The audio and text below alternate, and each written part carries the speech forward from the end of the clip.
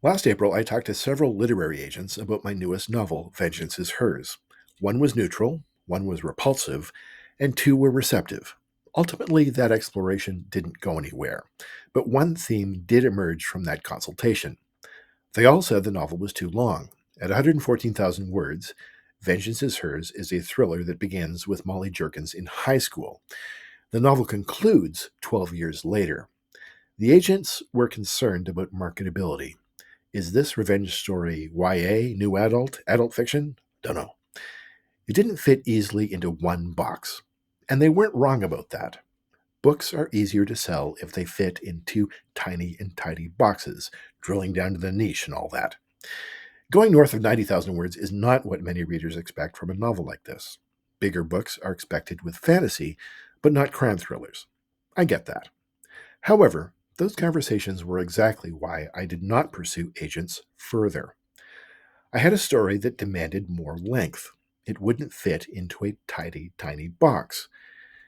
Molly was a messy heroine slash anti-hero. At the midpoint of the novel, she suffers a great loss in her pursuit of justice, and, just like many real people, it takes my vigilante some time to get on with her life, or not get on with her life.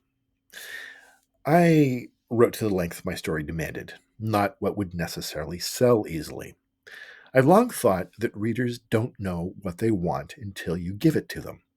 At a restaurant, we all have preconceived notions of what lobster pasta is going to taste like. Diving into Vengeance is Hers, part of the fun is what you don't know to expect. Complications ensue, and you get the joy of discovering something that's familiar, but still fresh and new. The publishing industry follows trends. 12 publishers famously rejected Harry Potter before it became a worldwide phenomenon. Then, for the next 15 years or so, we got a lot of Wizard School novels, some of which felt to me like knockoffs, cheap imitations. There was not a lot of heart in it. Recently, another author observed that it's the indie authors who are doing different things with their narratives. They can dare to be bold because they don't have the constraints of a big publisher's marketing department. And I totally understand the pull between commerce and art. I feel it every day. Like, I used to work in trad publishing, and I've been in those meetings where an editor presents a new book and we in the sales department had to figure out how to sell it. After my conversations with those agents, I am left wondering, though, have some in the industry given up? Instead of saying, how do we sell this? Are they just saying, we can't sell this, it's too hard? And book marketing is hard enough as it is. Vengeance is Hers is not flying off the shelves yet. For this one, I decided to have a long and sustained marketing push.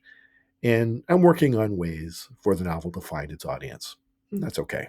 I came in with my eyes open. Now, marketing gurus talk about branding and tropes, and they're not wrong. Awareness of market factors optimizes your chances of selling more books faster, finding new readers. But I wonder if you conform too much, over time, will you lose your creative spark? Will your creation be memorable? Or will it just be another novel in a sea of lookalikes? I'm not writing knockoffs. I'm not an imitator. I'm rowing against the tide of homogeneity. And I've done it before. My bestseller is This Plague of Days. A reductionist would say, oh, you wrote a zombie book. No. This Plague of Days is a trilogy about a global disaster and good versus evil with a very unlikely protagonist. It doesn't look or feel like other zombie books. And that's why it was a success. My goal here is not to shit on the business decisions of big publishing. They're all about making money, I get that. And there's a lot of pressures. And it's not all like it's all bad either. I mean, right now I'm reading Tender is the Flesh, which is traditionally published but tells a very unconventional and compelling story. Another example is Frank Herbert. When he wrote Dune, that was not an easy sale for agents and editors. 20 publishers rejected Dune, and the publisher who did buy it, Chilton Books, was mainly known for printing car manuals at the time. Compared to other science fiction, at that time, Dune was groundbreaking. And we should be glad it worked out, because without Dune leading that way, we might not have Star Wars. If you've ever dug a hole, you know breaking new ground is much harder than walking on the well-traveled sidewalk. My point here is to encourage other creatives to allow themselves some slack in their creative leash. By not following the crowd, you do risk selling fewer books than you would have otherwise. Or maybe you'll blow the doors off of readers' expectations, and they'll be delighted. I hope so.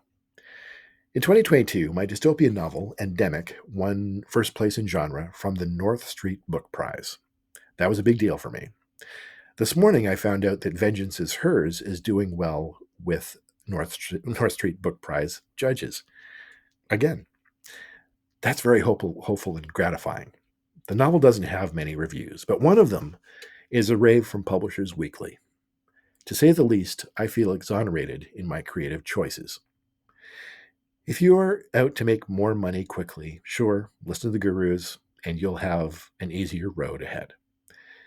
It will take me longer to find my readership, but when I'm at the keyboard, I'm not really thinking about how to sell it later. I'm just trying to write the best story I can. I can't read your mind while I'm writing, so I'm entertaining myself first and hoping that later readers will board my crazy train. Some debate the value of writing contests. To date, I've won 15 of them, and each one has encouraged me to keep going, to keep believing in myself, and to remain hopeful that this novel or the next will be the one to break out, so we can all break out of our algorithmic prisons in the attention economy. That's the dream. To be seen, to be understood, to reach new readers, and to entertain generations from my blanket fort. This is not easy, but if it were, everyone would be doing it. I've always been more interested in exploring paths into the woods instead of sticking to the main highway. In the end, doing things my way, I hope to end in the same place, with a huge and happy readership. We'll see.